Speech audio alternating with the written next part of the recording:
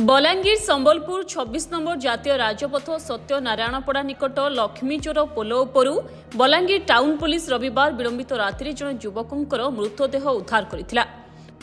मृत युवक जनक हेले बलांगीर सहर गेट्स रोबरपड़ार चिंटू करन।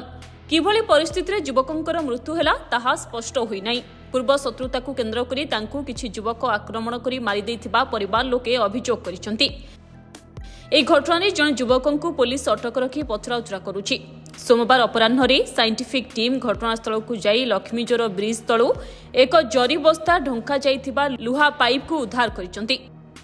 ଏହି ଲୁହା ପାଇପ୍ରେ ମୃତ ଯୁବକଙ୍କୁ ଆକ୍ରମଣ କରାଯାଇଥାଇପାରେ ବୋଲି ସନ୍ଦେହ କରାଯାଉଛି। ତେବେ ପୋଲିସ ପକ୍ଷରୁ ତଦନ୍ତ ଚାଲିଛି ବୋଲି କହିଛନ୍ତି ଏସ୍ଡିପିଓ। परिवार पक्ष हत्या अभियोग आसी आम बर्तमान शव को इनक्वेस्ट पठाई मॉर्ग हाउस रे रखाई आमर स्पॉट को साइंटिफिक टीम आम डकई बर्तमान इनक्वारी चली प्रिलिमिनारी राति भी पुलिस आसिक शव को घटनास्थल उद्धार करते बर्तमान इनक्वारी चली आगे जो इन्वेस्टिगेशन हम पोस्टमार्टम रिपोर्ट आसिले एक्चुअली डिटेल कस्ट जना पड़े हाँ जड़े युवक सहित से बुलाबुली करूले आम पचराउचरा करुचु आउ जो मैंने स्पॉट रे पारिपार्श्विक स्थिति की अनुसंधान करुचु प्लस साइंटिफिक टीम भी आसुचंदी।